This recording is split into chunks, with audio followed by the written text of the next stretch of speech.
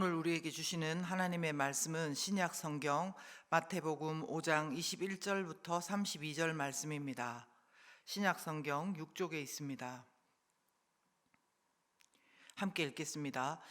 옛사람에게 말한 바 살인하지 말라. 누구든지 살인하면 심판을 받게 되리라 하였다는 것을 너희가 들었으나 나는 너희에게 이르노니 형제에게 노하는 자마다 심판을 받게 되고 형제를 대하여 라가라 하는 자는 공회에 잡혀가게 되고 미련한 놈이라 하는 자는 지옥불에 들어가게 되리라. 그러므로 예물을 제단에 드리려다가 거기서 내 형제에게 원망 들을 만한 일이 있는 것이 생각나거든 예물을 제단 앞에 두고 먼저 가서 형제와 화목하고 그 후에 와서 예물을 드리라. 너를 고발하는 자와 함께 길에 있을 때에 급히 사화하라. 그 고발하는 자가 너를 재판관에게 내어주고 재판관이 옥리에게 내어주어 옥에 가둘까 염려하라. 진실로 내게 이르노니 네가 한 푼이라도 남김이 없이 다 갚기 전에는 결코 거기서 나오지 못하리라. 또 간음하지 말라 하였다는 것을 너희가 들었으나 나는 너희에게 이르노니 음욕을 품고 여자를 보는 자마다 마음에 이미 간음하였느니라. 만일 내 오른눈이 너로 실족하게 하거든 빼어 내버리라. 내 백체 중 하나가 없어지고 온몸이 지옥에 던져지지 않는 것이 유익하며 또한 만일 내 오른손이 너로 실족하게 하거든 찍어내 버리라. 내 백체 중 하나가 없어지고 온몸이 지옥에 던져지지 않는 것이 유익하니라. 또 일렀으되 누구든지 아내를 버리려거든 이혼 증서를 줄 것이라 하였으나 나는 너희에게 이르노니 누구든지 음행한 이유 없이 아내를 버리면 이는 그로 간음하게 하며 또 누구든지 버림받은 여자에게 장가드는 자도 간음함이니라. 아멘. 네, 1월 28일 토요일 아침 함께 하인나 큐티 말씀을 나누겠습니다. 오늘 말씀은 7장까지 이어지는 산상수훈에 나오는 말씀들 중 하나입니다. 예수님께서는 세 가지 상황, 살인, 간음, 이혼에 대해서 구약 성경의 율법과 예수님의 해석을 대조하여서 제시하고 계십니다.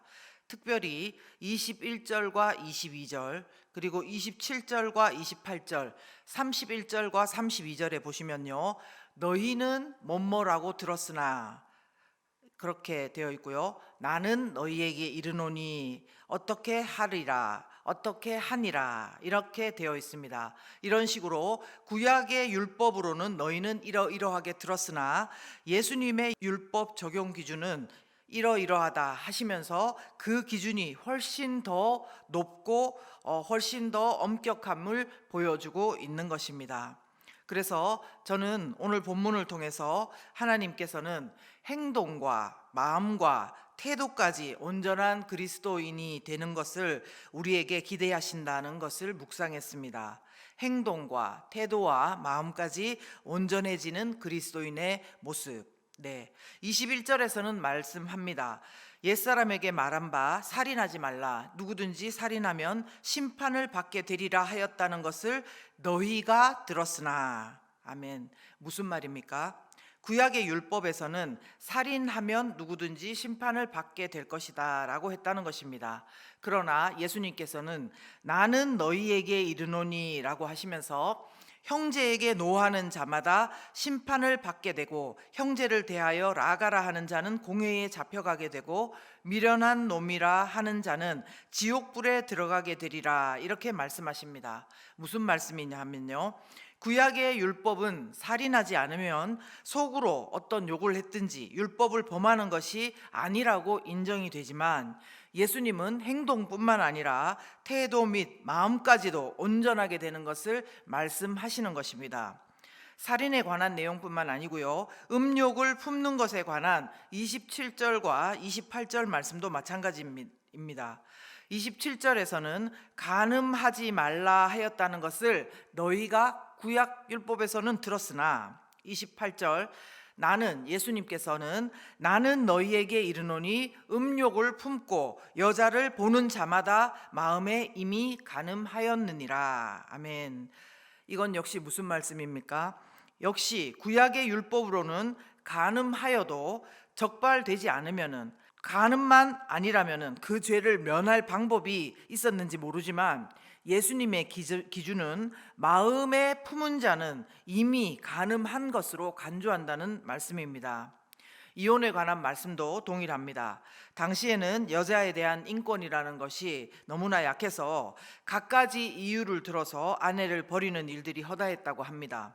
그래서 예수님께서는 구약에서는 이혼 증서만 써주면 그 남편의 속마음의 동기가 어떻든지 간에 이혼 증서만 써주면 아내를 버릴 수 있다는 그런 표면적인 당위성이 아니라 예수님은 음행하는 이유 없이 남자들이 아내를 함부로 버리는 것에 대해서 금하셨다는 것입니다.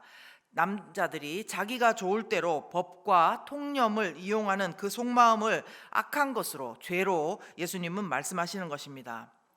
여기에다가요 덧붙여 23절부터 26절까지 말씀을 보면 그냥 그렇게 하는 것이 잘못이다, 죄라고만 그렇게 지적하시는 것이 아니라 예물을 제단에 드리다가, 요즘 말로 하면 예배를 드리러 가다가 형제에게 원망 들을 만한 일이 생각나거든 먼저 가서 그 형제와 화목하고 난 뒤에 예배로 나오라고 하십니다. 우리는 모든 것이 하나님 앞에 예배드리는 것이 먼저지 이렇게 생각을 하지만 주님은 그 중요한 예배 앞에 오히려 형제와 먼저 화해하고 오라는 말씀을 하실 만큼 우리의 그 일에 대한 태도, 그리고 그 이후에 대한 행동에 대해서 중요하게 생각하신다는 것을 말씀하고 있는 것입니다. 이처럼 구약의 율법과 이 땅에서의 법은 대부분 행동과 말에 대해서 정죄하지만요, 예수님은 우리가 마음으로 하는 생각까지도 다 죄임을 말씀하십니다. 그리스도인의 의의 기준은 세상 사람과는 달라야 함을 말씀합니다. 우리의 생각까지도 다 감찰하시는, 다 아시는 하나님을 믿는 자로서 하나님 앞에 우리의 행동과 태도와 마음마저도 다듬어지고 거룩해지기를 사모하고 기도해야 할 것입니다. 저와 여러분 모두 올해에는 작년보다 더, 아니 어제보다는 더 오늘 행동뿐 아니라 마음과 태도까지도 하나님의 다스림을 받고 온전해지는 은혜가 있기를 예수님 이름으로 축원합니다. 그러나 저는 똑같은 오늘의 말씀을 통해서 모든 사람이 결국 죄인임을 가르쳐 주시는 구원자 되는 예수님에 대해서 또 묵상을 하게 되었습니다. 모든 사람이 죄인임을 가르쳐 주시는 구원자 되신 예수님. 산상수훈의 말씀은 구약보다 한층 강화된 하나님 나라 백성의 의를 말씀합니다. 그러나 그렇다고 해서 우리가 여기까지만 본다면은 산상수훈의 정말 중요한 부분은 놓치는 셈이 됩니다. 무슨 말씀인가 하면요, 예수님께서 말씀해 주신 의의 기준을 따라 매일 매순간 깨닫고 기도하고 결단하고 그렇게 따라감에도 불구하고 우리는 도저히 예수님이 말씀하신 기준에 평생도록 완전 무결하게 도달할 수 없음을 인정하는 순간이 온다는 것입니다. 온전한 그리스도인으로 한번 잘 살아보겠다고 결심을 세게 한 사람일수록 깊고 슬픈 절망의 순간을 맞이하고 애통함이 나오는 것을 경험하게 됩니다. 모든 그리스도인에게 이 순간은 사실 꼭 와야 됩니다. 자신의 구체적인 죄에 대한 자각과 애통과 절망을 경험해 보지 못한 사람은 아직도 그 율법의 순기능을 제대로 경험치 못한 것입니다. 바울 사도는 성령의 감동으로 기록한 갈라디아서 3장 24절에 이렇게 말씀합니다. 이같이 율법이 우리를 그리스도께로 인도하는 초등교사가 되어 우리로 하여금 믿음으로 말미암아 의롭다함을 얻게 하려 함이라. 아멘. 이렇게 말씀하십니다. 즉 율법은 우리가 정말 예수 그리스도를 만나기까지 인도하는 초등교사와 같다는 것입니다.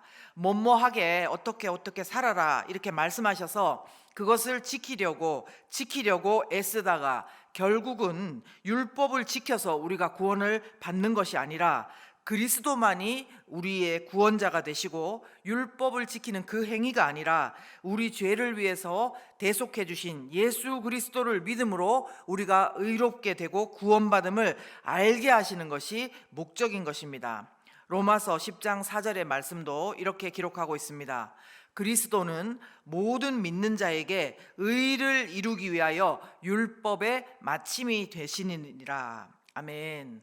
사랑하는 구리지구촌 성도 여러분, 우리는 분명 말씀대로 1차적으로는 믿지 않는 사람들보다 더 의로운 기준을 가지고 살아야 할 것입니다. 그러나 그것은 억지로 그 의의 모양만을 만들어낸다고 될 일이 아니라요, 벗겨도 계속 나오는 꾸정물과 같은 죄 때문에 율법이 아니라 예수님을 만나야 새 생명을 얻는다는 것을 다시금 우리가 기억하고 깨달아야 할 것입니다. 그리고 오히려 우리가 하나님의 사람으로 거룩한 그리스도인으로 사는 것은 예수님을 만나서 그 은혜에 감사함으로 그 힘을 덧입어서 살아갈 수 있다는 것입니다. 그러므로 오늘 우리 모두가 열심히 우리 행동, 거지, 태도, 마음을 절제하며 온전히 자라가되, 이것이 우리의 구원이 조건이 아니라 오직 예수님만이 우리의 구원자 되심을 경험하고, 예수님이 왜 오실 수밖에 없었는지, 예수님이 나를 위해 희생해 주신 크기가 얼마였는지, 오히려 우리의 죄를 통해서 예수님의 오심에 대해서 다시 한번 더 깊이 묵상하는 우리가 되었으면 좋겠습니다. 이 모든 것들을 정말 하나님 안에서 경험하는 복된 우리 구리지구촌 성도님들이 되시기를 예수님 이름으로 축원합니다. 네, 이 시간 함께 기도하실 때에요, 우리 가운데 우리가 예수님을 믿는다는 것을 우리의 그냥 처방약 정도로 생각하고 있었던 그런 점은 없었는지 한번 돌아보고 기도하는 시간이 되었으면 좋겠습니다. 분명히 예수님께서는 우리가 이 의의 기준에 도달할 수 없다는 것을 알고 계셨기 때문에 우리를 위해서 십자가에서 못 박히시고 죽으셨습니다. 그렇지만 우리에게 정말 세상 사람들보다 더 나은 의에 대해서 말씀하시고 어떻게 해야 될 것을 말씀해 주고 계십니다. 우리 삶 가운데 놓치고 있었던 그런 부분들이 없었는지 이 시간 함께 기도하면서 예수님을 더 깊이 묵상하고 그 은혜를 깨달을 수 있는 우리가 되게 해달라고 함께 기도하시겠습니다.